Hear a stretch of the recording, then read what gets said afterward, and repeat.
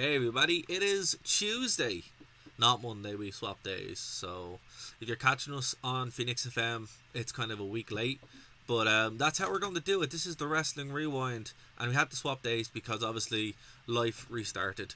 But thanks for joining us, and we appreciate you joining our review of Judgment Day 2000. That's kind of like our key issue this week. But again, some updates for everyone. If you're listening to this on YouTube, it's going to go out on a Tuesday. It's going to be up on a Tuesday. It's going to go hit our feeds on Thursday. The same with the True Penny channel.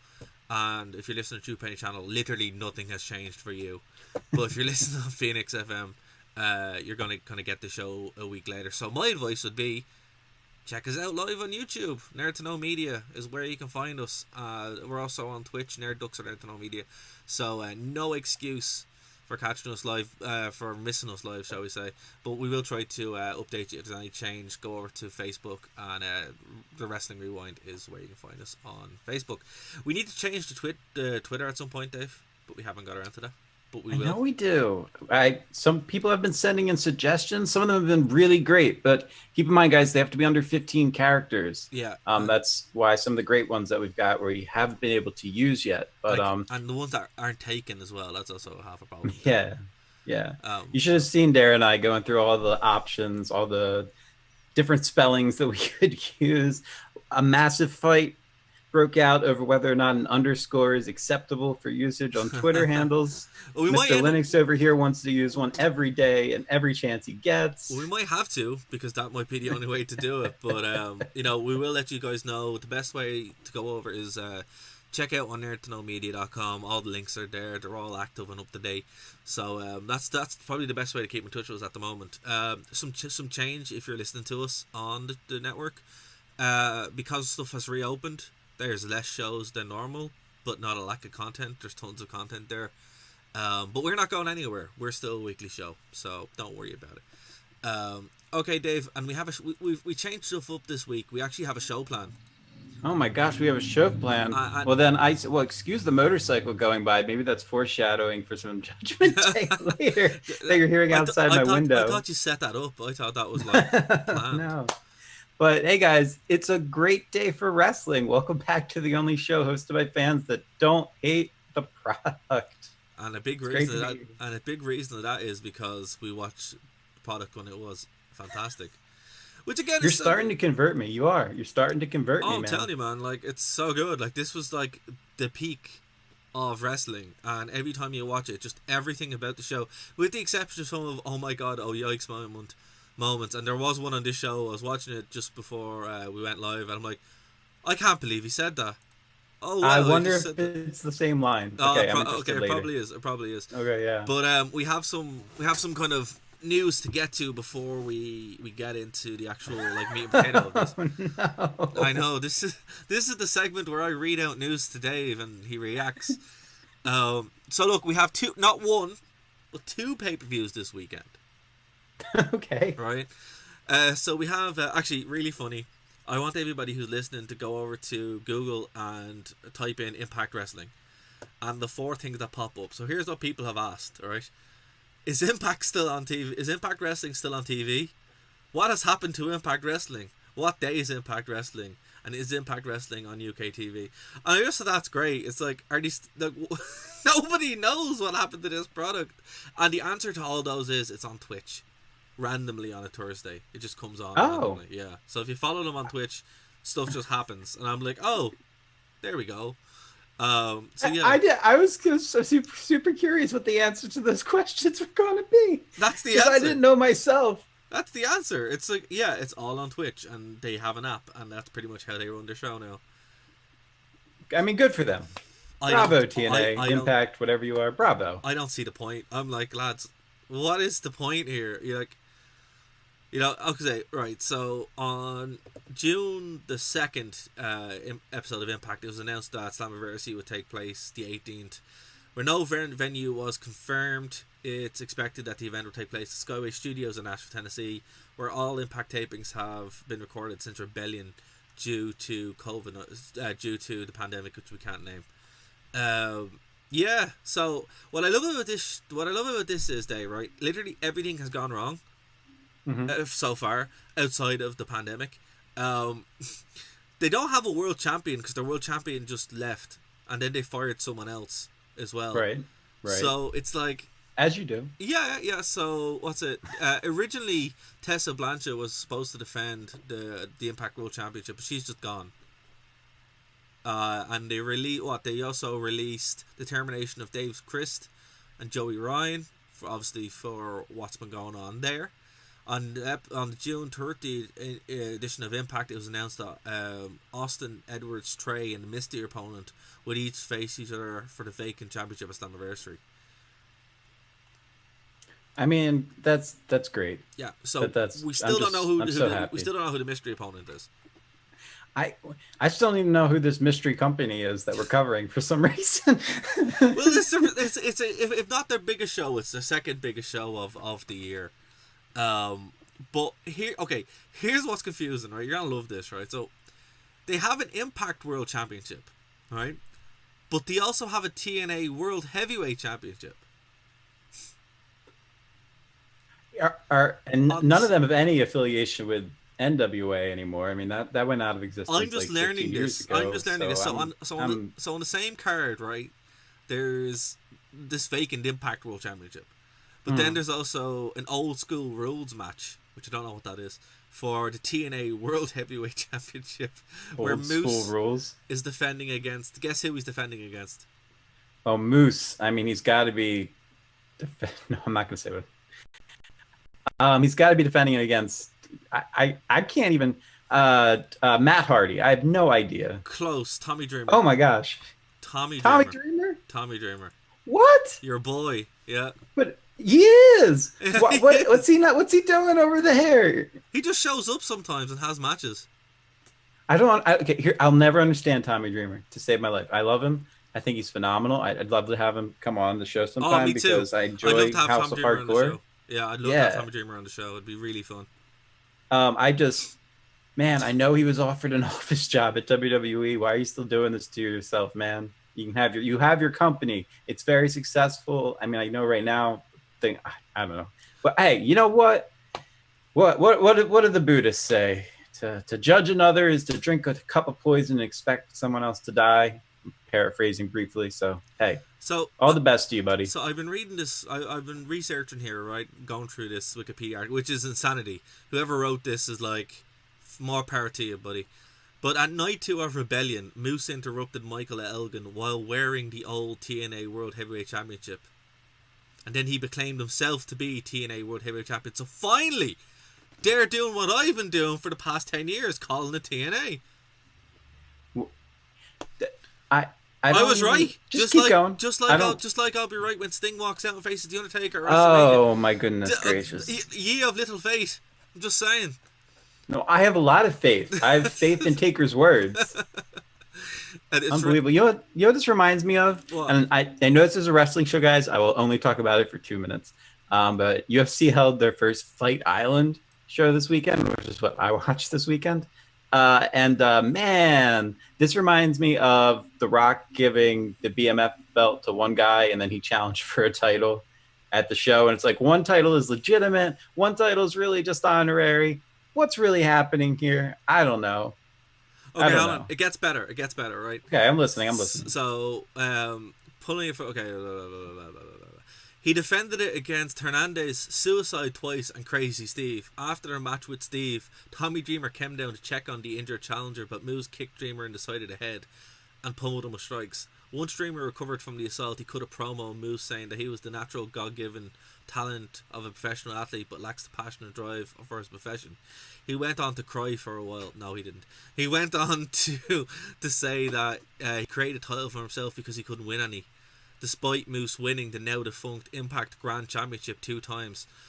This man... What is going on? Oh my god. I'm so glad I don't have to recap stuff anymore, man. But you know what it's like to try and keep track of that in your head? So Moose took exception to what Dreamer said, saying that his remarks are slanderous and defamation of his character, threatening to sue him and the company unless he's given an apology. The next week, Dreamer formally gave Moose a written apology along with some backhanded remarks about his behaviour, Moose would interrupt him and then say that the TNA Championship Committee, which is a thing apparently, has now proclaimed him the number one contender to the TNA World Heavyweight Championship, and they'll face each other at Slammiversary in an old school rules match. I'm in. Oh my god! You're in. Heath Slater is also here apparently in the reunion of Team Canada. Oh my! Okay, my mind's being blown by so many things. I'm into this. Oh my gosh! Fully. This is going to be the best. Aces and Eights apparently are back. Oh my god! Of course they are. Why wouldn't they be? Carl Anderson and Gallows are here for some reason with Eric. Oh my god, lads! Oh my god! So apparently these are coming in. So this is the big tease now for the show. D'Lo Brown is back. Oh, good for D'Lo. He was great in the 90s. Oh lord. He actually was. No, he was. You know what? I wasn't into this at all like beforehand, but now this is brilliant. It's such a cluster that how can you not at least tune in? Then again, I don't even know how to tune in. Do I pay for Twitch Prime? Do I get to see it? Is it on pay-per-view? How do we even view this, Dara? How do we view this? Let's see. It doesn't say. There's no information for how to buy it. Oh, TNA. Oh, please don't ever change. I don't know how they're around. This is the 16th event. I don't know. Someone help. Like, what are they doing? I'm lost. Why? Like, I just have so many questions about this. I'm like, why are you still running the show? No one's going to be there. And, like, legitimately, no one can be there anyway because of the virus. But it's like, for the first time, it's probably not going to make a difference. Who is paying for all of this to occur? I don't know. Like, I'm like, who's been scammed out of the money for this to run? I'm not saying that TNA is a scam. Allegedly. But it's like, who's this for? Apparently it's for whatever wrestler wants to show up and get a paycheck. This is phenomenal. So it's like taking the best elements. No, I won't even say best elements. That's giving them way too much credit. This is some weird, like, twisting of, oh my gosh, UFC combined with, forget it, House of Hardcore combined with ECW combined with stuff that happened back in the Attitude Era. They're like taking it all and trying to make it one thing, and what is happening? I can't follow. So apparently the official stream is going to be on Fight TV, and it's $19.99. It's actually very reasonable. Is it? Well, but the network is only $12.99 or something. It's Dare, how could you possibly have missed promo after promo after promo? No. Can I just say, in America, yeah, it's $9.99. In the UK and Ireland, it's relatively more expensive. So well, why don't you get on our corrupt Federal Reserve System and your prices can go down? Oh, we have our own corrupt system. Don't worry about it. But so that's what it is. So I'm like, I don't know. We're gonna watch it anyway because we have to, because it's just so fun and it's so wild that I really do not want to miss this. This is how out of touch I am. This is how out of touch I am with this product. I actually went and I tried to find it yesterday morning to watch for today's show because I was convinced that it already happened. And if you're listening on Phoenix FM, you'll be even more confused because next week you'll be hearing me talking about looking for it after it's already been found. I don't know. This is Oak Island all over again. I thought this already happened like 2 months ago. So now I'm like, but I found this good article here on sportskita.com, right? Slammiversary is Impact Wrestling's most important pay-per-view of 2020. They've only had 2 pay-per-views, so that's a bit hyperbolic there. Sidney Puller III. Oh, he actually... Oh no. That's not good. Anyway. So here's why it's important. The release of Impact Wrestling. Tessa Blanchard ahead of Slammiversary. Okay. Speaking out movement causes changes in Impact. I'm like... That's not a good. They're bad things. No. You shouldn't be bringing attention to that. And the tease of WWE release talent at Slammiversary. Okay. So this is how out of touch this lad is, right? Mr. the Third. I'm going to call him that. Mr. because that's how he wants to be referred. So Mr. the Third. Okay. Now I understand. Yep. Like literally, that's how he deems himself. SP3. Oh, cringing two time here.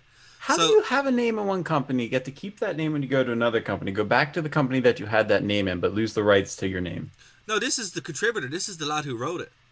Okay. Sidney Pullard the third. That's how he has written this for some reason. I'm like, right, of course he did. And I'm cringing two time because it must be a big deal. Come on the show and we'll make fun of you. No, come on over. We're having guests starting next week, so come on over. Yeah, exactly. So yeah, all right. So the first point he made here is, for some reason, losing your world champion is a good thing. Like legit, losing your world champion is a good thing. Like, no, it's not. That's really bad. That shows. That makes it look so bush league. It's unbelievable.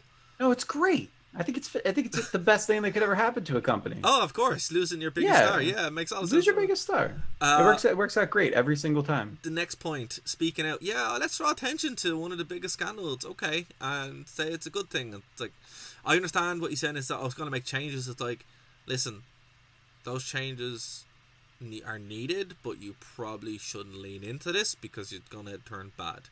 So, yeah, bad move. Although it is the most legitimate claim of the whole lot, where it's like, yeah, alright, fair enough. The next one, though, is mind-bogglingly stupid. The tease of WWE talent. It's like, oh yeah, because that's what TNA needs. Ex-WWE talent. That's what every wrestling company needs. TNA ex-WWE talent.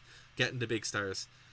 Yeah, you know what they need to do? They need to sit at home, and they need to wait for the blah, blah, blah to pass over, and they need to come back to WWE when they can afford their contracts again. Yep. Not cut ties or burn bridges. Or show for a couple of weeks, and then TNA end up spending money on them, and they go back to WWE anyway. But who's going to spend the money? That's what I'm trying to figure out. Obviously, someone paying for this, and I don't know who's paying for it. Who can afford Gallows and Anderson? That's not a cheap ticket. I don't understand it. I'm like, EC3, go to AEW. Like, right. Go to AEW. What are you doing? Like, fair enough. That's like, where your Good Brothers, you literally are the Bullet Club. Yes, go back to Japan. You'll make way more money, or even go to AEW, and they love to have you. I just think this is, again, like, no disrespect to TNA, but it's like, this is the kiss of death. Like, this was always the kiss of death. But now you're going back and you're like, yeah, let's just hitch our wagon to this. It's like, that wagon, nobody knows who owns that wagon, where that wagon is going, or when that wagon's going to slow down, because it's just... Right? It just shows up sometime and does stuff. And it's like... okay. You're sitting there, you're holding the dolly, but you have no idea where the hitch is to attach it. Exactly. And that's kind of what's going on here. So look, Slammiversary is on this Saturday. Now we have to give points. It's on Saturday, and as someone who lives in this part of the world, when a wrestling pay-per-view is on a Saturday, I love it. It's great. It's much better than on a Sunday, because obviously you can watch it.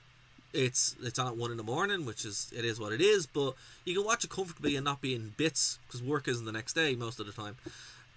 So yeah, I think it's great, but it's literally the day before Extreme Rules. So it's like, ooh, not only is it a show that's kind of thrown together, but it's also going against a WWE show. This isn't going to go well for you, my friend. Oh, good. We need to get into this preview, speaking of Extreme Rules, because I'm kind of more excited for this than I should be. What I will say is, right, Slammiversary was always the show. I've loved the Slammiversary rewinds that are on TNA, and this is on their TNA Twitter. So, look, open invite to anyone from TNA that want to come on, or any TNA fans that want to come on and talk about it. I love their historical stuff. And but here's the thing, no King of the Mountain match. Which is dumb. Yeah, it's like, do a King of the Mountain match. It's like that's like removing money from Money in the Bank from WrestleMania and making it its own pay-per-view. Are we going to get a King of the Mountain pay-per-view now? No, because they've only done 2 pay-per-views this year. Rebellion, which is also kind of weird that they used that, and I was thinking that when you said it. I just wanted to clarify, it is not the show that we reviewed. No, do not go back into our archives and hear us raving about a great show and think it's the one that put out. No. Rebellion. Whoever put it out. Rebellion 1999 is not the same as Rebellion 2020. So they're not the same show, not the same company. No. That we know of. Who knows? That I feel like we're actually able to disparage is the wrong word, but I feel completely comfortable criticizing this company because I have no idea who I'm criticizing. Look, I don't know what's going on here. I'm gonna watch the show. And I'm gonna be openly, like, we're gonna review it openly, but I just think it's hilarious that none of this makes sense, They have two world championships for some reason. They're calling themselves TNA and Impact at the same time for some reason. The match that the show is known for is not there, and in the main event, we don't know who's there, and my door's opening for some reason. Your dog loves to come in. Yeah, I don't know what's going on. I think it's haunted. Yeah, no, I think it is my dog that's coming in again. Anyway, it just hears you talking about TNA, and it's like the Grim Reaper is just trying to creep up on you. Yeah, my cat is over. Oh no, my cat got off the bed. It's definitely not her. She's not big enough to be able to open the door.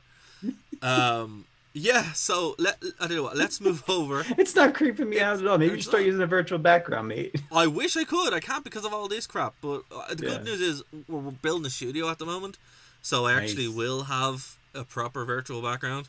But there's just too much crap. All this is gone, which is great. Gonna get rid of all that.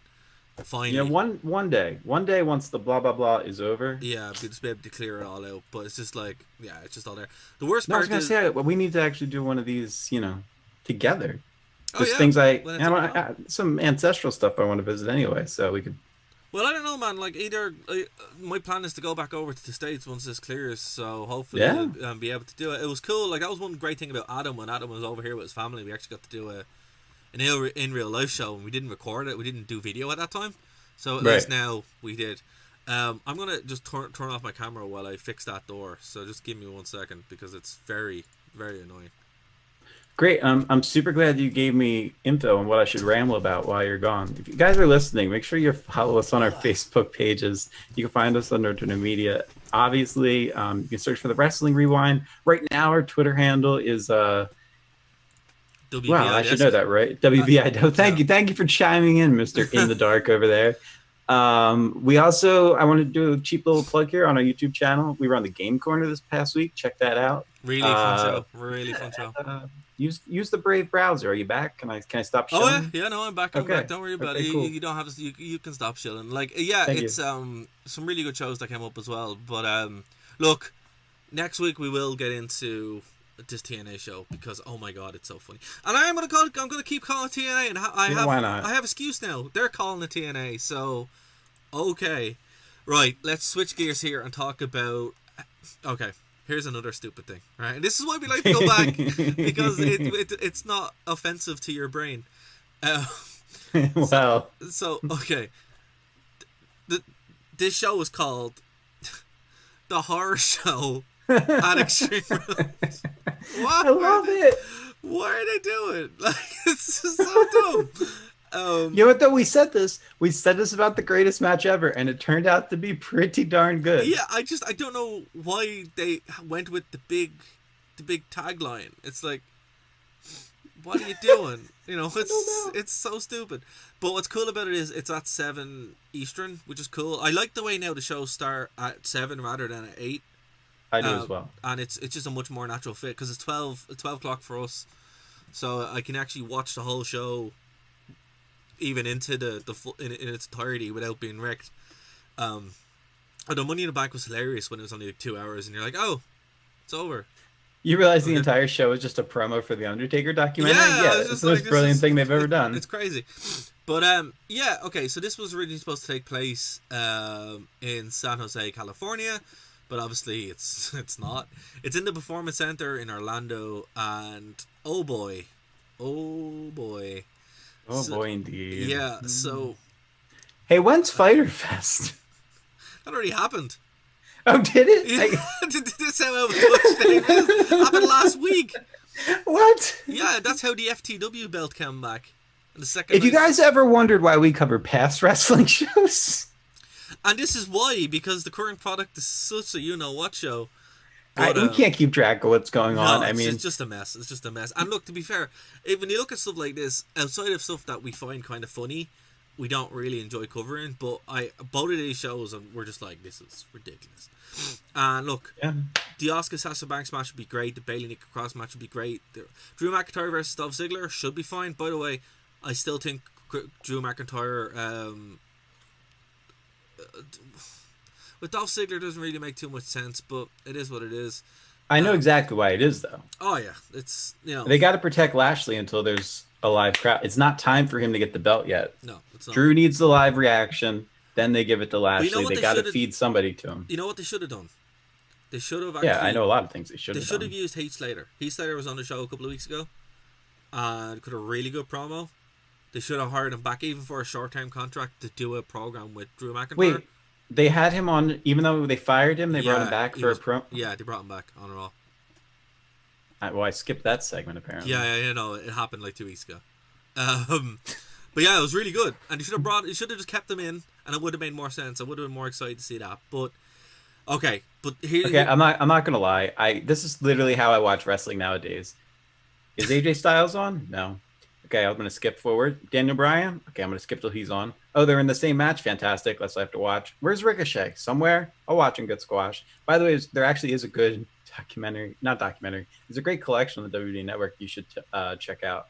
It's basically all NXT, but it's the best of Ricochet. And please, no one tell him about the untold saga of the game or whatever it's called that WWE Network just released. Wait, what's this? This is about Triple H? Oh my gosh. Why did I even say it out loud? Yes, the WWE Network released a documentary on Triple H. I think it's called The Untold Story of the Game. It's trending right now on the network, so apparently people are watching it. I'm going to be watching that later. Fantastic. I bet you are. Oh, I bet you are. Definitely. But here's why I want to talk about it, and why we'll probably mention it next week. So there's 2 matches on this, right? Braun Strowman versus Bray Wyatt in a Wyatt swamp fight, which is probably going to be a cinematic match. So that's sounds eerily like the House of Horrors Final match. Deletion. Yeah, and Final Deletion. Yeah. So we'll see. Actually, you know what this is going to be like? This is, again, something that was hinted in the prophetic 2K 2020 game, where you actually do this. It's Nostradamus of WWE. It's unbelievable. They've just predicted what's happened. And that game, whoever made that game, obviously had some sort of crystal ball where they can just see into the future because they predicted this. This is another one of their predictions, so fair play. Also, funny to notice that a main event star in a wrestling promotion is called Trey, which is also kind of weird. But here, so we'll get to that. I imagine that'll be fun. But here's one that it just, the mind boggles, right? Rey Mysterio versus Seth Rollins in an eye versus eye match, right? The match. I'm sorry, what now? The match can only be won when one competitor extracts the eye of their opponent. I'm in.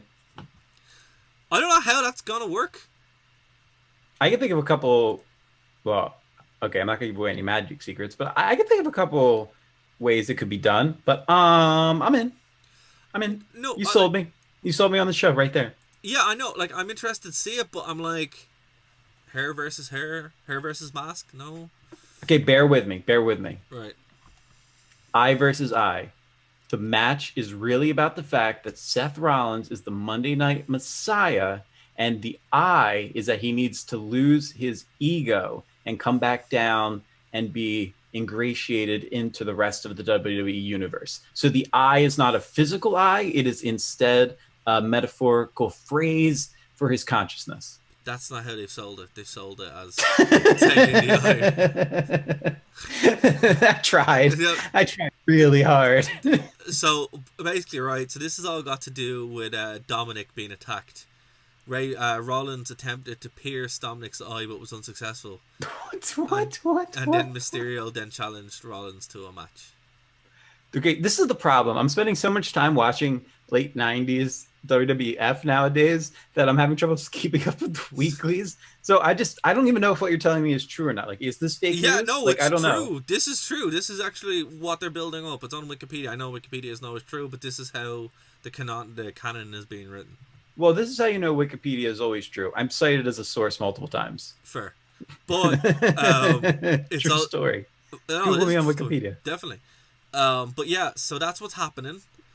And yeah, so we're going to briefly touch on at least those 2 matches next week. I'm really excited for actually Asuka versus Sasha. Oh, it's going to be unbelievable, yeah. Like, that's what I'm... Yeah. Like, as far as a match, that's the match I want to see, so... I also Which I can't believe. I like Nikki Cross a lot too. Bailey's gone against her, so I think that's going to be really fun too. So, great. Right, let's kind of reset here and go back to the rewind segment of the show, which is Judgment Day 2000. So this is my favorite part of the show that we do, where we get to watch it. And I'm really glad we picked this one, because initially I was just like, oh yeah, it has the return of the Undertaker, but then I forgot how good the show was when I went back and watched it. Oh my goodness. So I hinted at it, but man, do we have to take the hard break now, or do we take it? I don't even know how this works. Oh, we don't have to. Well, we don't have to take a hard break. Well, we just did. We'll just pretend we just did. Okay. We don't have to take so a hard welcome break. back. Wow. The first thing I would say, even before we jump into this review, is I am falling in love with an era that I watched as a child and didn't really absorb. Yeah. Like in my head, I had this idea that the best of the WWE was like 2003 to 2016. No, not even I close. could not be more wrong. Yeah, not even close. Like that's the thing, you know, it's kind of hard to, because it's weird. Like I obviously watching wrestling my whole life, but really having an awareness. Like I remember staying up and watching this with my cousin, like live, and then I got a VHS of it from my grandmother. Yep. And it's just like I remember it super clear, but around 2000 is when 1999 is when I kind of like smartened up to it, you know, where like you're watching it. 1998 till about 2000 is when you really start kind of waking up to it, and you really start to enjoy it and appreciate it. And I'm really glad it was around that time, because like for me, I've said it multiple times, 2000 is the best year for WWE, like ever. Without a doubt. It's very possible. Like without a doubt, 2000 is just phenomenal. 2001 I really liked too, but for different reasons. 1999 as well. The end of 1999 to like WrestleMania 17 is the best period for wrestling, and that's also got to deal with, like, that's, everybody loves that period as well, and there's a reason for it because it's so good. But I think a lot of it gets washed with, you know, rose tinted glasses. Sure, so, people go overboard. Yeah, and make it seem like it was some. It's not that the product currently isn't good; it's that it's just so different, and different's not always bad. It's just different's not bad. It's just the way the show was, top to bottom, is so completely different that it's like you're watching a different show. Because you are, like, effectively that's what you are. Like, there's this weird perception that wrestling is wrestling, and it's like, yeah, it is, but it also isn't. You know, here's a thought. When you watch stuff from this era, because basically, I also watched my whole life, but I watched early '90s when it was very cartoony, and then the Attitude Era crept up. Well, so did I. But the difference was, you still thought it was real. Oh, absolutely. That's and I still the difference. You know, kayfabe lives. Yeah, well, no, but like you're a kid, you watch it the same way you'd watch the Power Rangers or. Wherever you're like, oh, this is just a show, or it's real, you know. You're that's great you said that, because I actually kept my Power Rangers action figures in with like my Hulk Hogan action figures when I was little. The same kind of thing, and that's the difference, you know. Yeah. When this was coming around, you were more aware. You were like, well, I was 11 or 12, so I was kind of more mature than that. So now again, should not have been watching this when I was 11 or 12. You know, and that's what I was trying to explain. Like, I watched it, it was very cartoony. Then, you know, when you're 10 years old, sometimes your parents have more say over what you watch. Well, back then, at least, your parents had more say over what you watch. Well, not in Ireland. So I wasn't allowed to watch. Not in Ireland and the UK, which is unbelievable. Like, everybody's watching wrestling. You know, I watched this. This was just what everybody watched as well. You know, and then you go back and you're like, oh my lord.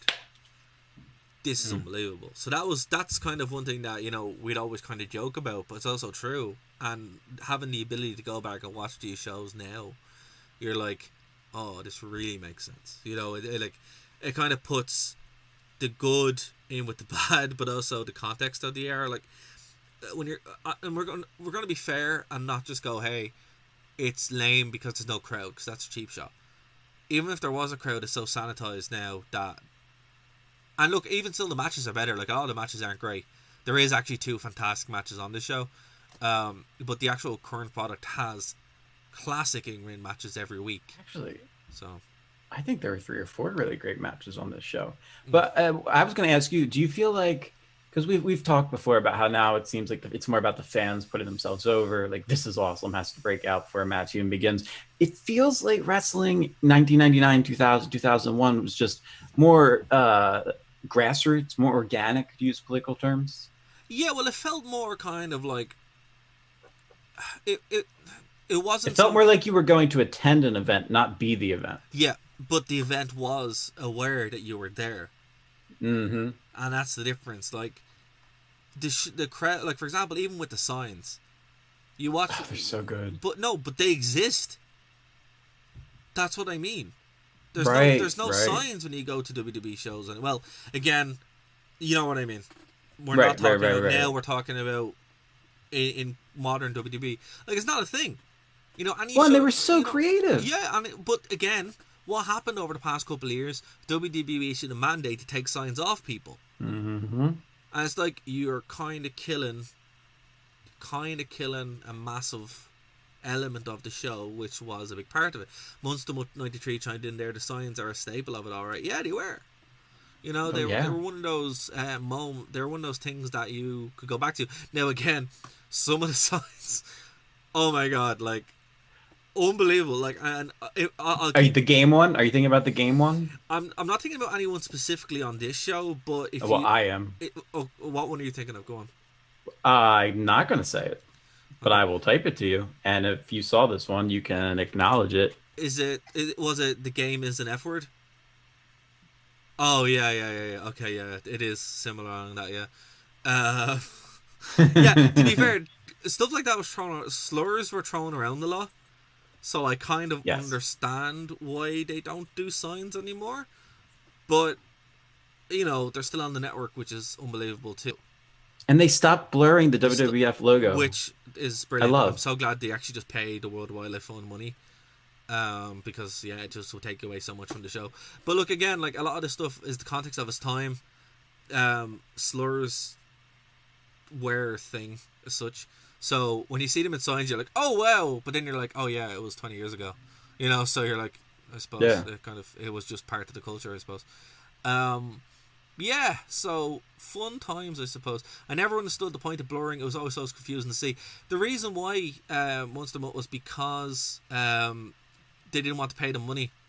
The World Wildlife Fund owns the term WWF, owns the trademark WWF. So every time they use WWF, even in the past, they would have to pay them.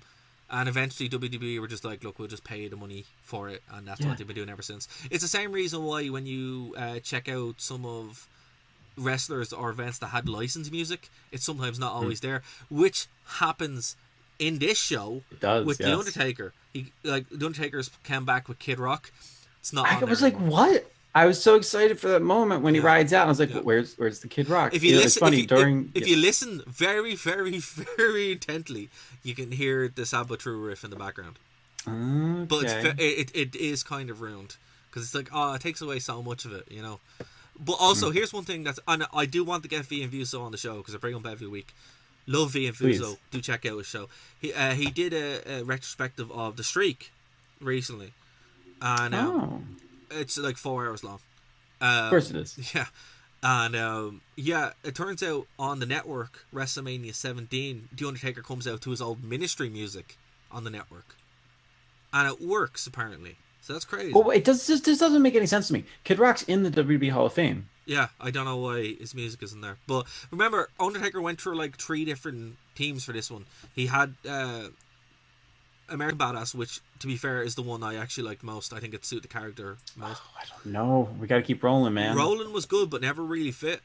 And Big Evil, Dead Man Walking, actually, which is pretty good too.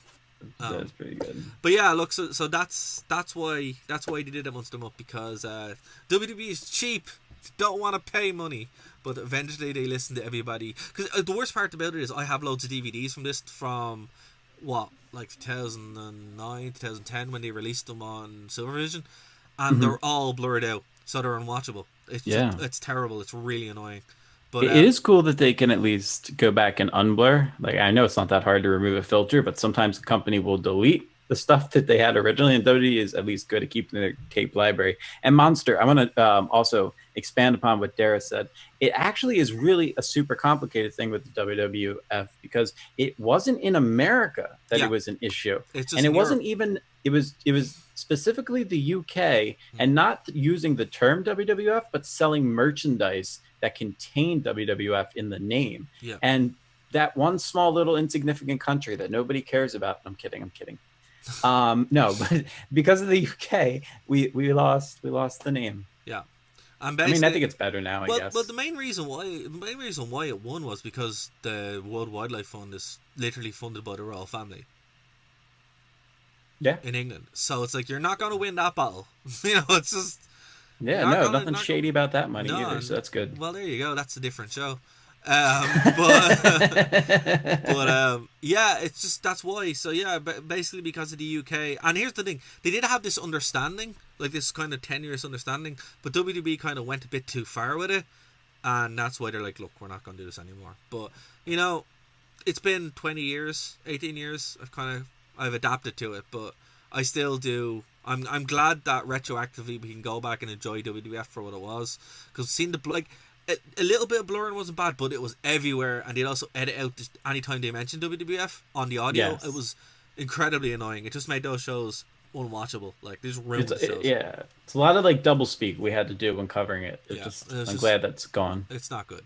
But yeah, so a Brave New World may or 1984 may exist, but at least not in the WWE. Thankfully. WWE aren't afraid of their history, even though they kind of should be sometimes.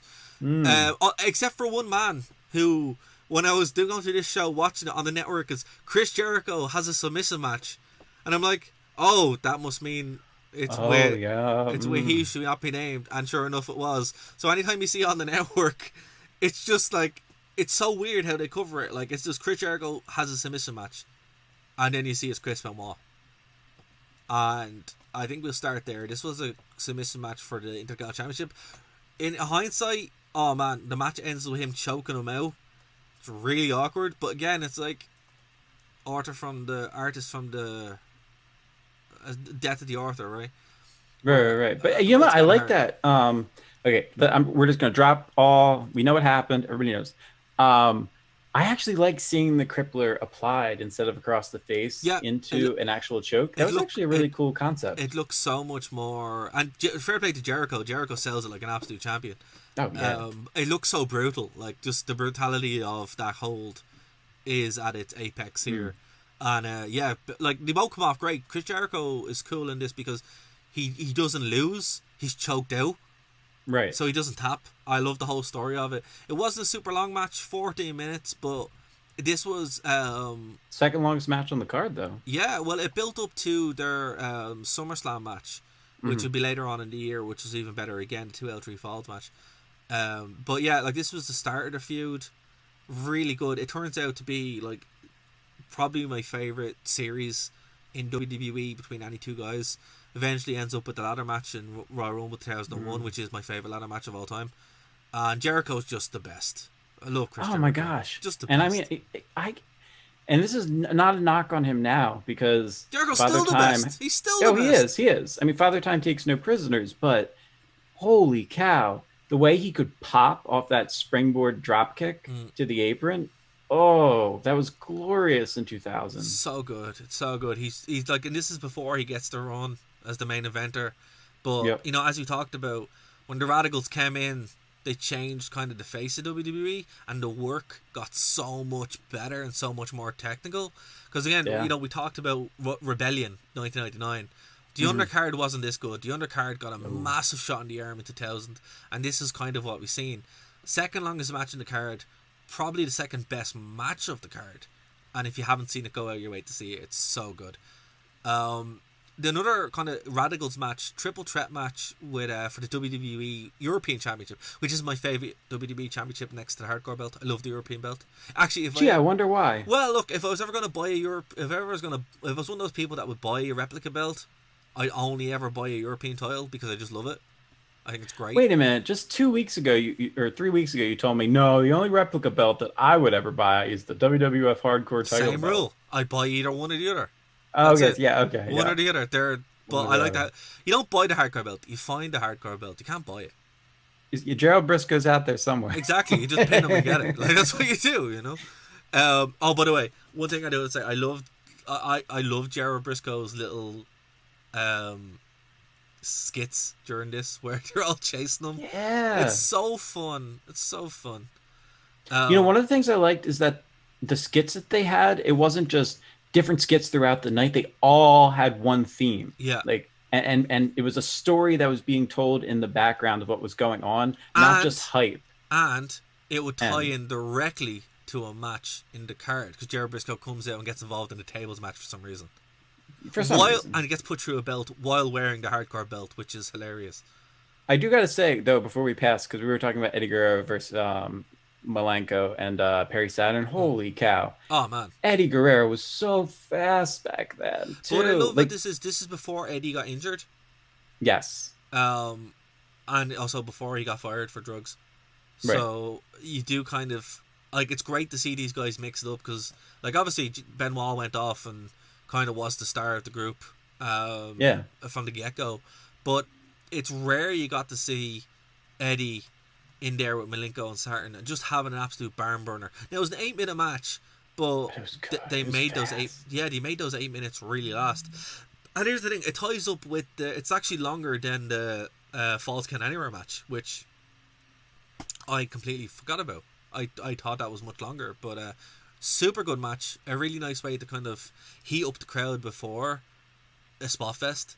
So Yeah, really, I really even enjoyed it. thought the first match of the night did a really great job. I mean that was the quintessential 6-man tag match to get a crowd hype. Was Too Cool versus Team ECK, which is Ed Christian and Kurt Angle. Oh And man, I forgot that Kurt Angle used to have that CM Punk vibe about him. really?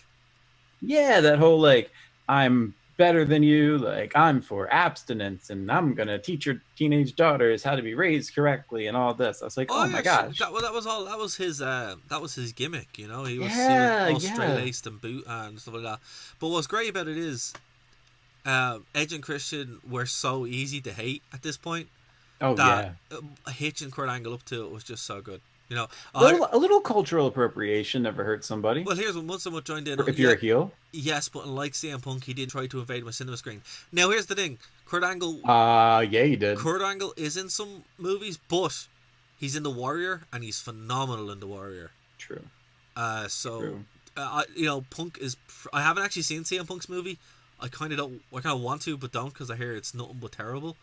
But at least when Kurt Angle did it, The Warrior is a phenomenal movie, and you'll really like it.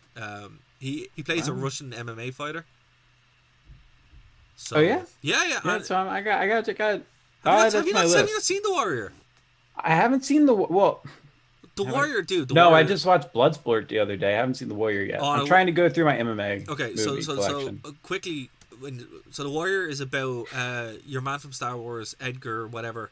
He played Lars in Star Wars, Yeah, yeah. and Tom Hardy, and they're brothers, and they're Love both Tom Hardy. and they're both oh yeah, and they're both fighting to win like this MMA contest, and it's like Rocky but MMA with brothers, Okay. and it's okay. really good, and Kurt Angle absolutely just kills it. But yeah, it's the CM Punk movie. Oh yikes! I haven't seen it, so I haven't can't even seen comment it. on All it. I hear I'm is not bad. gonna. I'll tell you what we'll do. We'll do a special where we'll do a movie review of CM Punk's movie. Oh, that's what we should. Yeah, okay. We'll totally do that. We'll tack that. Maybe not next week, but probably the week after. We'll do that because I hear it's bad. Great. That's what people want. Well, look, I didn't bring it up, so I didn't bring it up. Yeah, okay. So going on to the Falcons Anywhere match, really good with Shane McMahon. Shane McMahon, the quintessential heel here. His best run is 2001. Yes. Super fun, big show, absolute monster. When did he get his music? Oh, Because I noticed he came out to his dad's theme. he got it. He got his music after WrestleMania 17 Okay. because 17 he still actually if you watch WrestleMania 17 it's a lot of No Chance in Hell. Yeah. Well, and one thing I got to say though is people often say like, oh, the McMahons, they put themselves into the product too much now, and maybe that's true. But when you go back 20 years and you see them when they were much, much younger and much, much more able to do things, it actually works. Yeah, it works It really, works really, really well. Really well. Like the only problem is That's creepy that we just did that together, but yes, it's it works true. really well. Yeah. It works really well, and that's the thing. That's what people kind of liked about it. It's just they didn't step away. It's the wrestling thing. They didn't know when to leave it alone, so they just kept staying in the product, and it got worse and worse and worse. Once someone chimed in, the people do want it. It's fun to talk about terrible things. Yes, it is. Case in point, TNA. It's only fun to talk about terrible things if you're not financially invested in them. Then it's very true. Then it's upsetting. We might have to move our original plan. Well, our original plan for next week to 28th, and just do what we were talking about earlier in this show for next week. Fair. Okay, that's fair. I'll take care of that. Cool. Yeah. So look, I thought this was really good. A fun little match. TNA the group show up for some reason and interfere. Bull Buchanan, which I forgot existed, shows up. Big Boss Man shows up for some reason. It's an absolute cluster. I forgot Bill Buchanan existed. I was sitting there going, who is this guy? Who is this guy? Who is this guy? This guy looks familiar. Why is he here? Yeah, look, a fun little match. Not the best Shane McMahon match, not by a long shot. Not the best of this kind of match, but still a fun little story that just kind of served two purposes. One, to get a lot of sympathy on the Big Show, and also to make you hate Shane McMahon, which kind of backfired because everybody ended up loving. Absolutely. Now you're a musician, and I'm someone who used to be a sound engineer. Right. So does it ever make you chuckle when you see quote unquote 1,000-pound amps fall over and they erupt in pyro? That was funny. Well, I was more kind of sitting there like, where's the big loud pop?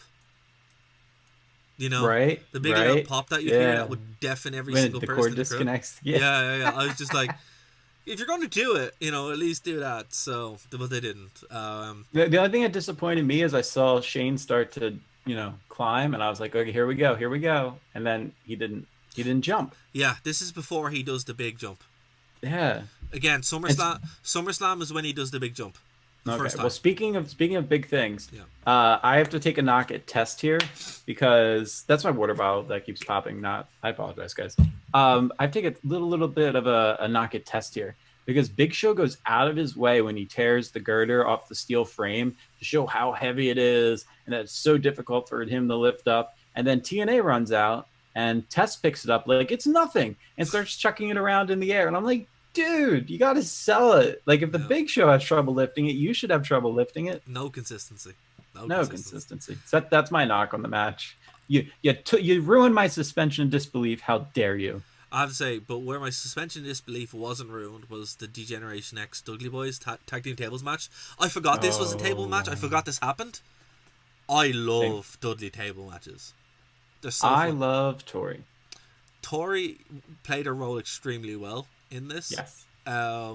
Okay, line of the night. Yeah, line of the night. Is this where it comes from? What was it? Go on. No. Oh, how dare you? No, yeah, you brought it up. Oh, no, because I tweeted to JR what his line of the night was last time. So, and he didn't, and I may be blocked for all I know at this point. So this week you get to share what the line of the night was. I think it was when they're talking to each other, and it's like, what did you call her, JR? A damn dirty Jezebel? That was it? Oh, that wasn't it. Oh, was it? Oh, was it when he called her a B word? Mm-mm. Okay, go on. No, it was after the match, and the Dudleys the Dudleys set up a table to put Tori through it. She's going to get a lot of hard wood tonight? Is that it? I'm like, JR. Like, I expect that from Lawler, right? Yeah. From JR. Yeah. And that's another thing. Oh my gosh, like the commentary. Jim Ross is still he's a legend. He's still amazing. I will still listen to him talk for hours. But man, I don't even want to say that he you guys know what I mean. Yeah. I don't even want to say it. You know what I mean. He says stuff that I don't think he said. I think it was being fed to him. Well, I just mean the how quickly and how fluidly and how fast he could. Oh yeah. No, like here's the thing. The difference is like 20 years. Even still though, like him calling a match now is still very enjoyable. Him calling a match 20 years ago was unbelievable. Mm-hmm. And it's just like there's nobody does it, and it's why when they'd bring out Michael Cole, you're like, oh Christ, stop! You just can't do it. You haven't got it. So it's just I think like King and JR aren't my favorite team. That's JR and Paul Heyman. I will say this though.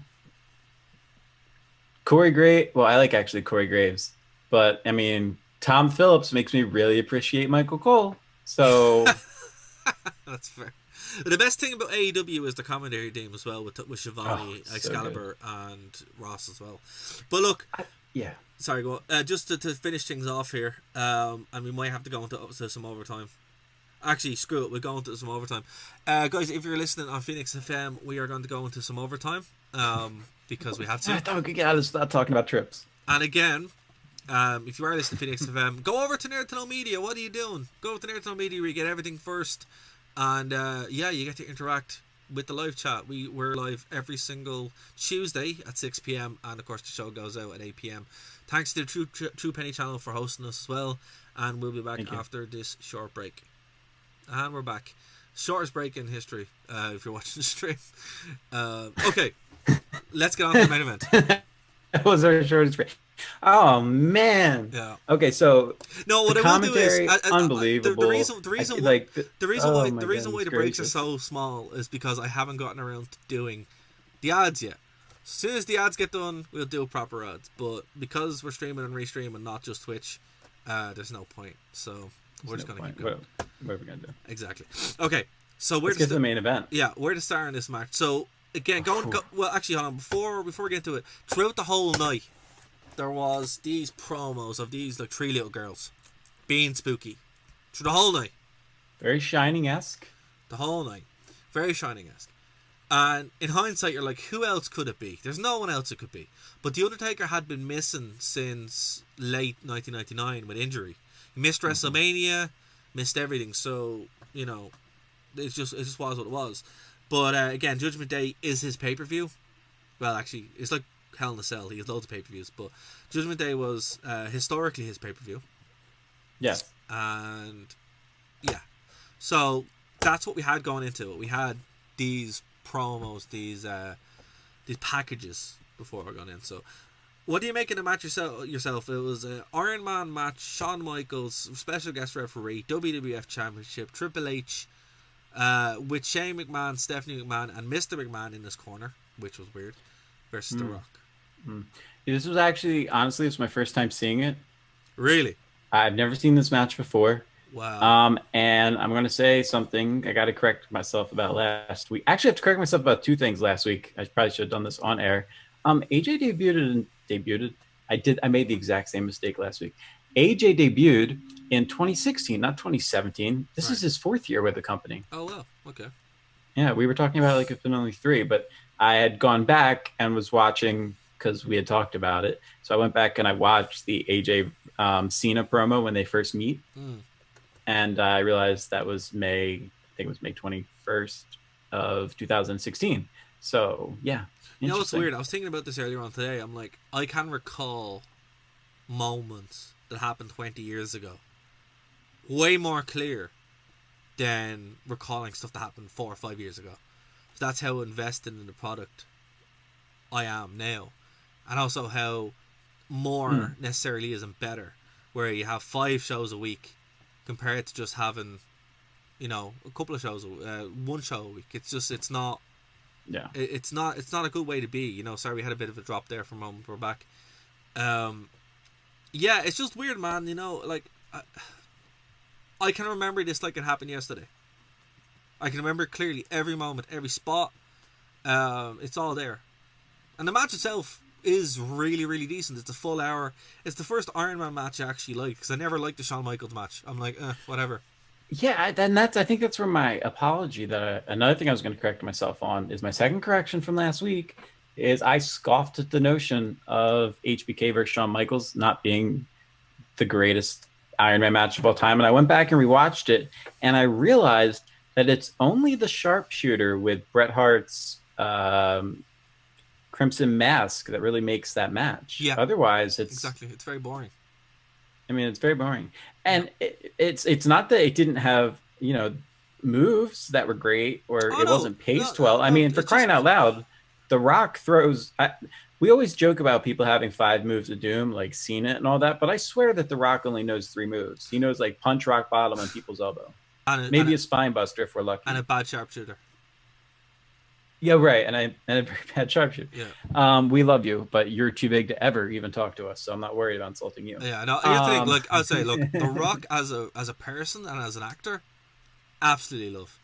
Oh As yeah, as a I love wrestler, his promo work. oh, his promo. Well, yeah, his promo works pretty good. As a wrestler around this time period, oh my god, terrible. Like just But you know what? Hulk Hogan didn't have to be good. a good But here's wrestler. but here on the point of that, right? The Yeah. Rock and Triple H carried the WWE for a full Yes. year and a half. Like Yes, they did. themselves, that feud carried it. It literally won the war with WCW.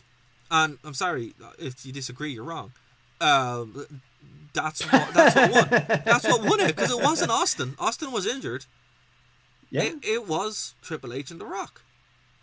Mankind won the title. Yeah. That flipped the ratings, and the ratings never changed And it again. never changed. It just went boom. And that's why The Rock got over as the biggest star because he is the biggest star wrestling ever had. Yeah.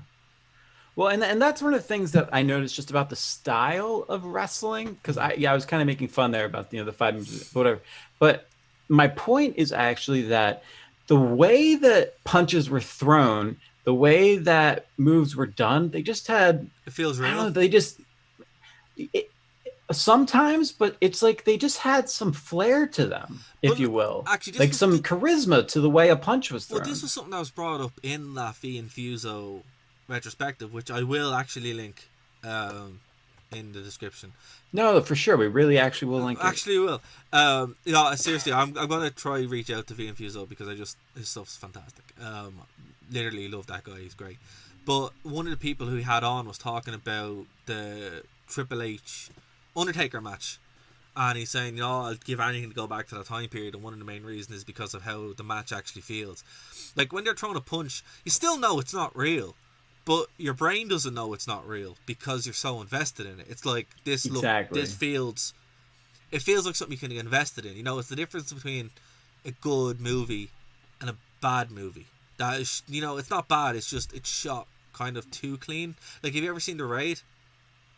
The Raid? No, I haven't. The Raid's a really good. It's fantastic. It's an Asian movie about a group of police trying to go up and basically they're going through a city tower block to take down a group of criminals, and the choreography is incredible. But you're like, oh, so it's like Money in the Bank at Titan Towers. Yeah, but with more violence and blood. Right. But I did appreciate the blood though in this in all throughout the night. I kind of miss blood in wrestling. But what I'm saying is all the choreography in that is unbelievable, but it's so good it's unbelievable compared to something more brutal like I don't know, Rocky. Let's just go with Rocky, where all the punches. Let's just go with Rocky. Yeah. Where the punches are real. They feel more kind of real, or even the Warrior. Everything in the Warrior feels real because it's all slow and more kind of, exactly. It's not real, but the performance is so absorbing you can suspend your disbelief. That's it exactly. That's what's important. That's what's important. That's absolutely. And it was a lot easier to do it at this time because the presentation of it was so good. We talked about this how many times where the video packages were put together so well, the editing was great, the use of popular music was really good, or not popular music, but more kind of like metallic music, and it all kind of felt bigger than what it was. Two guys in a ring, and I will agree the use of blood really helps. Like, there's a bit where both of them are just absolutely cut open. Triple H just starts bleeding for some reason, which is kind of weird. The Rock makes sense because he gets busted open with a chair. Well, the Triple H was after the pedigree on top of the table. Yeah, but he's bleeding, and you're like, okay, that was kind of weird. No, but The Rock did the pedigree. I know, Triple H but no one gets cut of... open with a pedigree. How dare you? I'm just wait. Well, I'm not defending Triple H. Don't. No, oh my gosh! What have you done to me? What have you done? All of a sudden, I'm thinking. I got to say, I gained so much respect for Triple H in this match because it just reminds me of how much punishment he was willing to put his body through. Yeah. Remember, he did not take. Yeah. This point in time was when Triple H, again, like from like SummerSlam 1999, the transition of Triple H from just being D-Generation X Triple H to being main eventer is earned, and that's why I'm like, people go, oh, it's because he married in. I'm like, yeah, maybe, but he also literally carried the company and got his ass kicked around the world. what year did he and Stephanie actually get I think married? it's like 2002. 2002. Yeah. Because that's what I was trying to figure out when this pay-per-view was going on, because they have some very sleazy stuff in like backstage segments of them like draped on each other and Yeah, but they whatnot. had fun. They were probably were just messing around, but Oh yeah, I mean Vince was there, so yeah, obviously he was cool with it. it just is what it is, But I think they actually got married in like 2002, and Big Show was his best man, which is very weird because they're actually best mates, which is really strange when you think about it. But Yeah, you would think that like Shawn Shawn Michaels, Michaels, yeah, yeah. it's just, I don't know, just Well, but weird. actually, given that time period in Michael's life, maybe That's a fair point too, actually. that's a fair point. Um, okay, what's it? That's true. I know I was a very young kid watching WWE at the time, but I was shocked when I found out it wasn't real. Yeah, kinda. Yeah. It's like, I don't know. It's a weird thing to kind of think back, where at that point. Do you where remember? when Do I you found remember the moment? when I found out it wasn't real? Yeah. Yeah. My dad told me it wasn't real, and I was like, oh, okay, fair enough. It's like, although you still don't believe it. That's the thing. But then you start to believe it when you get smart enough. And one of the big things. Do you remember that? What's it? Secrets of Pro Wrestling Revealed, that show. Oh yeah. Yeah, Yeah. that was played like incessantly on Sky One over here. So if you, Huh. yeah, it was played all the time. Like literally, I remember it being on Sky all the time. Like as much as The Simpsons would be on, it was on. So, by 1998, 1999, there was no way you couldn't know it was real. It was fake. Well, thank you for asking. Let me share when I found out. Yeah, well, I was just about to. You didn't give me a chance. I'm just Oh reading yeah, the, sure, I'm yeah. just reading the chat here. Most of them remembers that too. Yeah, exactly. You couldn't if you grew up in Ireland and the UK. It was just part of watching Sky. So Dave, yes, when did you find out that it wasn't real? I think he was a cousin or something at a family reunion come over, and I must have been about, I don't know, 7 or so, and he started raving to me about this new company called ECW. And he started telling me how they use like all these crazy weapons and all these chains. And for whatever reason, my gut instinct as a, however old I was, 6-year-old, 7-year-old was, oh, wrestling's fake. There's no way that could be real. Mm. And then I spent the rest of the family reunion telling him how fake wrestling was. But see, it's weird, right? Like, I don't know. Like, I never was kind of the person to go, "Oh, wrestling's fake, so it's dumb." No, me either. I never had that moment where I'm like, because what's it on? Oh man, it's always the older cousin that ruins a childhood illusion. Yeah, he was older than me. I should point out. To be fair, my older cousin didn't ruin it for me because it was like it was already kind of set, ipso facto. It was already kind of there. But yeah. I mean, I still believe it's real. Well, like it all depends on how you. Another thing as well, Vince McMahon coming out and saying, it's fake. Also, yeah, there was that. Was that 95? Yeah. So like, once you kind of got a bit smarter to it, you're like, hey, it's not real, right?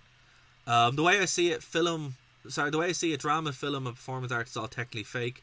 But that's the point of it, really. Yeah, like that's what I would always say about people who say wrestling's fake. I'm like, yeah, so is Game of Thrones. Right. You know, so like. So that's your reaction? Because that was going to be my next question to do is, because we've both worked in this, I guess we'll call it, we worked in this industry for, gosh, over a decade now. Oh my gosh, almost 15 years now. Thanks, Dave. Thanks for that. Yeah, you're welcome.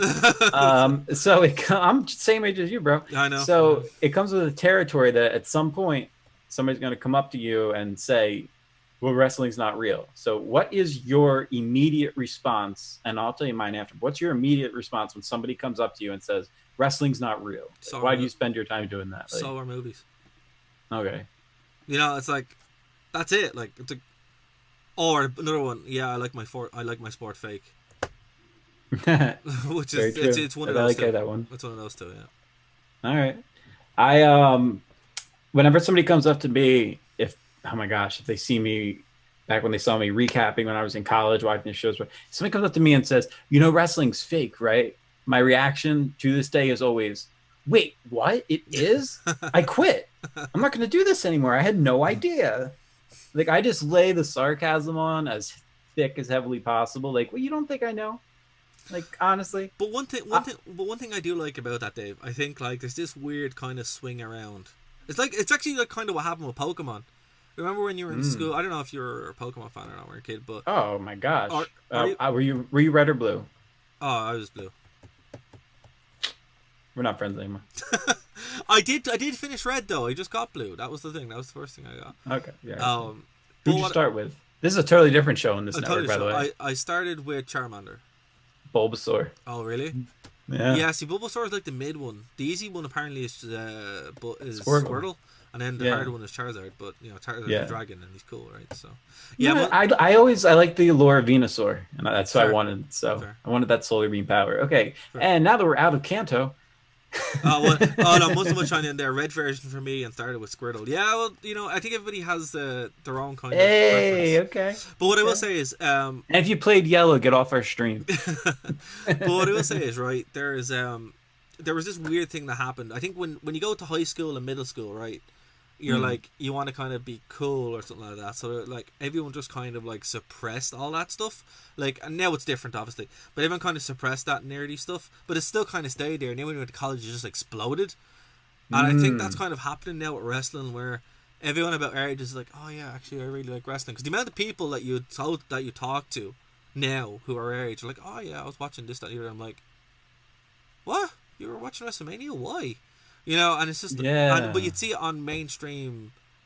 Like, even though wrestling was more mainstream in 2000, like culturally it was more relevant, it's more Right. mainstream now, which is weird. And I think it's because everyone who was watching it then still has an attachment to it now, and they're in positions where they're Yeah. willing to kind of give it time. So like, yeah, it's weird. Like, it used to nearly be a secret society when you'd run into people at wrestling. You're like, wait, you watch wrestling? Cool. You know, compared to now where it's just like, you know, everybody It's knows. funny you say that about like middle school, because actually the whole reason I even got into writing about wrestling is pure chance. A kid I didn't know, alphabetically we were just sitting. I just can't get my past tense right today, Dara. I'm so sorry. We were sat next to each other in middle school in a class, and he turned to me at one point and was like, "You like wrestling?" I was like, "Yeah." He was like, you can tell when people are starting to push the boundaries, trying to like feel you out. You know, I live near Philly. This isn't relevant to you if you're in Ireland, but Philly, obviously the Eagles is the big football team there. And he's like, I'm a Cowboys fan. I'm like, dude, I'm a Cowboys fan. So we had like two things going, right? And the final nail in the coffin, there's a soap opera called General Hospital. And he's like, when I get home from school, my mom always has General Hospital on and I watch it. I was like, dude. And to this day, he is my best friend. Similar thing with myself and Gary. I remember we were working in a cinema at the time, locally, and it was around the ladder match. One of the Money Bank ladder matches. It was the one that Punk won, I think, and the one in Orlando. And I was like, hey man, I have to get this shift early because I'm going back to watch something. And he goes, WrestleMania. I'm like, yeah. And that was it. And then that's kind of how it happened. And yeah, we just became friends ever since. So yeah, it was crazy. Like, but that's kind of what it was like. So now that it's more socially acceptable, like with Pokemon, like, everybody loves Pokemon, which is weird. It's Pokemon Go really turned things around. No, but I think it was always kind of there. It's this kind of. Well, stuff we all where, played it. Yeah. It was one of I didn't because my phone was broken, but everyone else did. No, not Pokemon Go. I'm talking about like we had our Game Boy Colors. Yeah. We would hide under the covers at night because our play parents it, wanted us to be in sleep. Exactly. And we had a little lamp that we'd attach as a accessory on top. And the worst part of it was no backlit screen, so it's that's just, what I'm saying. You'd use the little like. Yeah. Now I had like a magnifying glass attachment that had a light built into it so I could play. Oh man, trying to play an original Game Boy Color like wasn't, you know, with all the cancerous tumors that you'd attach to it so it would work. Unbelievable. Oh my goodness. Unbelievable. But yeah, and I think that's kind of what happened. So we had the same experience with wrestling that other things kind of fell into. So I there's less of that, oh, wrestling is fake, it's bad. Except for the MMA people, but I think they're kind of like overcompensating, going, look what I watch is real. And those people you can't really help because they're the same people that get upset over like albums that are released by their favorite band or something, and it's slightly like they went away from a different style, or same people that don't like Load by Metallica because it's not Black Album, who are the same people that don't like the Black Album because it's not. And Justice for All, the same people. You know, you can't please everybody, so you might as well just not try. Just go do it. You do you. You know. To those kind of people, I would simply say this. I watched UFC Fight Island last night, and you know what your main event was? It was 25 minutes of a clinch against a cage with one guy stomping on another guy's feet trying to get a takedown for 25 minutes. Well, 3 title matches went to decision. Yeah, no, it was super entertaining. Look, I love MMA. I watch it. It's not something we cover on this channel, but I mean, come on, man. It's not always great. Sometimes fake is awesome, and The Rock being there was cool. Brock Lesnar, you know, you got to see into our world a little bit, and it did bring fans over. You saw Ronda Rousey come over. It brought, like, Dana White and Vince became friends. Like, it's UFC has become in many ways WWE. They do tons of promos nowadays. They do lots of stage lighting. They do lots of effects. They put more into the entrance music and stuff like that. They understand that the atmosphere is just as important as what happens inside the octagon. Well, okay, not as important because it's not, but you know what I'm saying. Like, they add a lot more little spectral flares. What to I will than say they did is, in the past. what I will say is, look, there's a video on this channel comparing gladiatorial combat and wrestling. That sums it all up. We did it like 8 years ago. It sums it all up.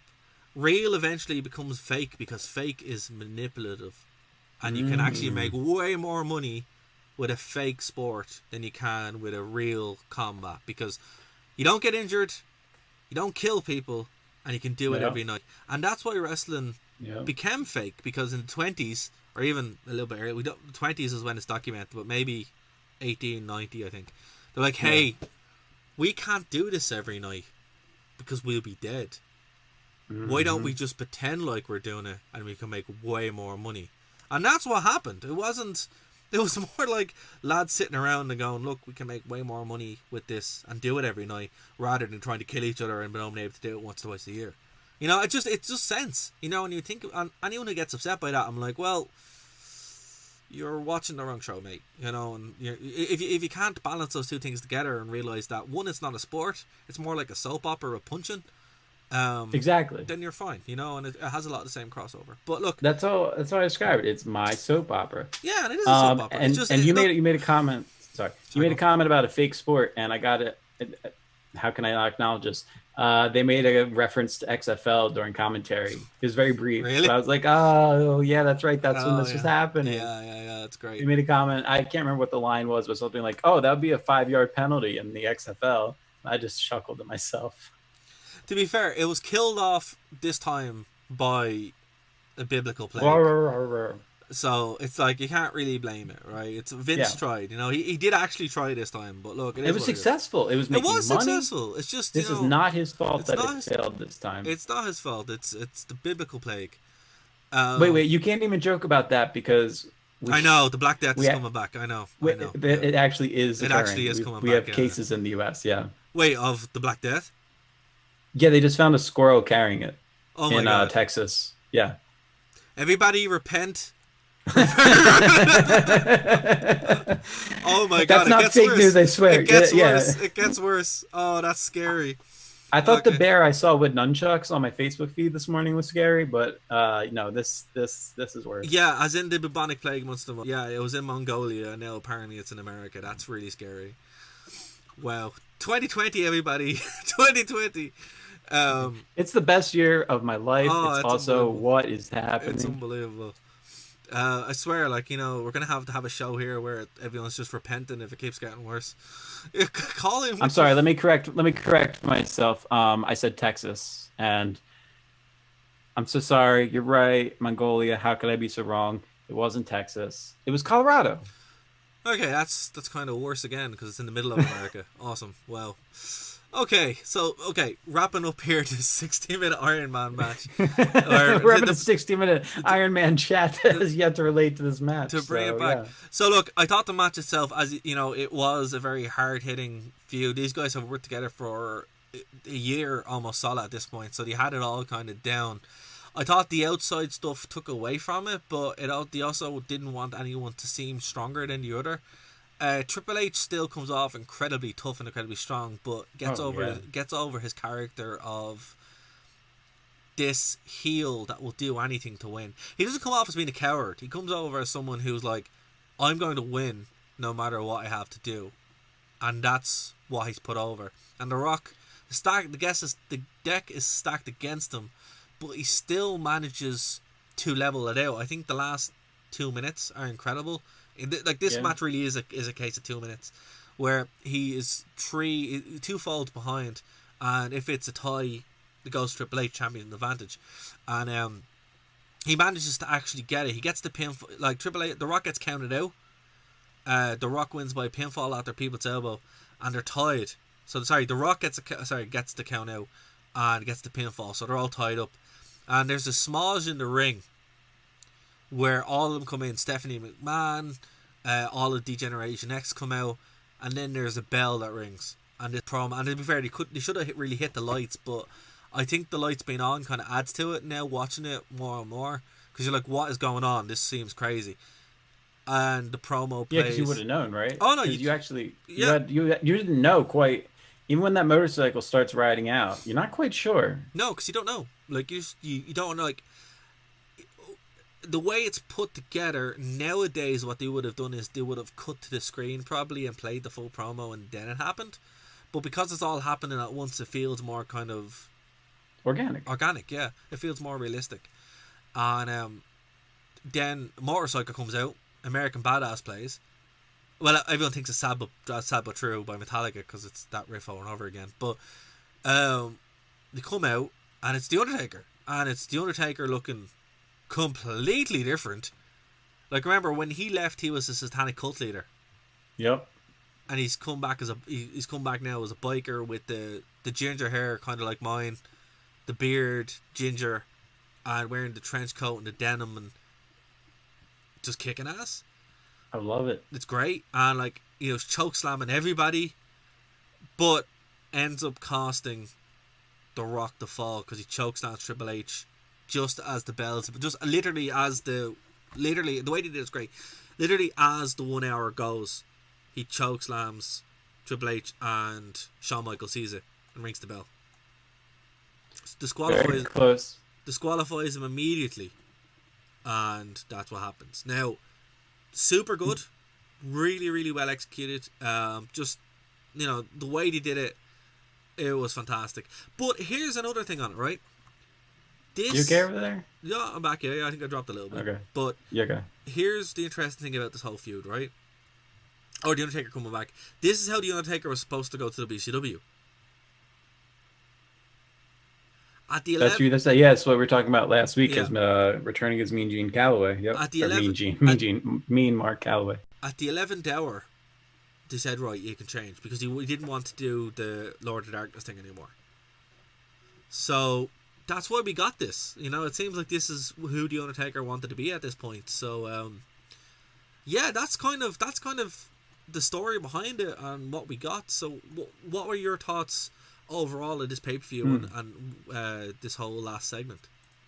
Yeah, I really enjoyed it. Like I said, I don't need to reiterate, just the organic, the grassroots, the crowd, everything just seems so much more intense during that time period. Specifically about this match, I know it's become a trope now in Iron Man matches, but using a weapon to get yourself disqualified to lose a point, but then immediately scoring 2 points for yourself. This is obviously the first time that it was done in the WWE. Yeah. And so I watched it through the lens of it being done for the first time, and that's actually my favorite moment of this entire match. Yeah, it's really clever. How about that? Yeah, very clever. What I'd say is it's like the Hell in a Cell match, right? The Iron Man match, it's made famous by the first one or the first big one, but it's perfected later on, and this I think is the perfect Iron Man match for me. Like there were some better ones. The Ultimate Submission match is quite good too, but for me, this is the one I'd point to and go, this is the Iron Man match to watch, because it does everything that you want, plus a lot more, and then it has a massive major return of the Undertaker. And it's weird. This return of the Undertaker, he's portrayed not as what he was, but more the conscience of the WWE. Like Jim Ross is like, oh, it's the Undertaker. He's back to get McMahon. Why? what's going on. It's because of the evil of McMahon and what he does. So he's kind of like this. He truly is like the Grand Judge, the Grim Reaper, the WWE. You know, it's kind of like he's the conscience of it. You know. Yeah, he's coming back instead of being, the dead man who's like taking souls. He's almost coming back as the purifier. Yeah, exactly, and that is what he kind of stayed until.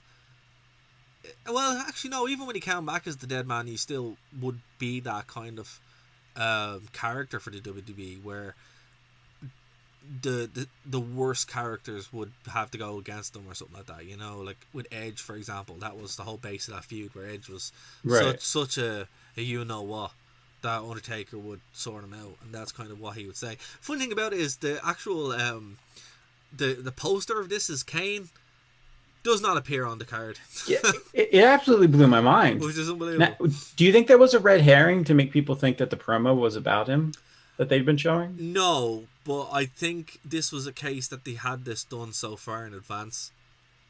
They just didn't want to change it. That's right. You know what? That's true. We live in this world now where you can pop together stuff in a day, 30 minutes. Yeah. Like again, like everything printed and sent out. 2000, you're still printing stuff. Yeah. Like magazines were a thing. Actually, newspaper ads were a thing. Billboards. I remember this show. WWF magazine used to come out, and I used to get WWF magazine. By Vince Russo. Yeah. Well, not at this point because he was gone. Well, edited, but yeah. But I remember they used to cover the pay-per-views, and it'd be the only place that would have like the really good quality pictures of the pay-per-view, because all the indie magazines you'd get would always have terrible, like really, really poor lit pictures. One day I'll tell you some good stories about PWI, or about PW Insider, and why Pro Wrestling Illustrated, that's what they're called, not the website. Right. I have some good stories to tell one day. Fair. Yep. Yeah. And why you should never go by any of their rankings. That's fair too. For anything ever. But what I will say is, it's like, yeah, I remember this being covered in that, and it's, it's just funny when you think about it, like how different the world is through that lens.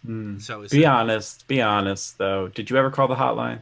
No, it couldn't. It's in Ireland. That would have cost. Oh. You would have got your legs broke.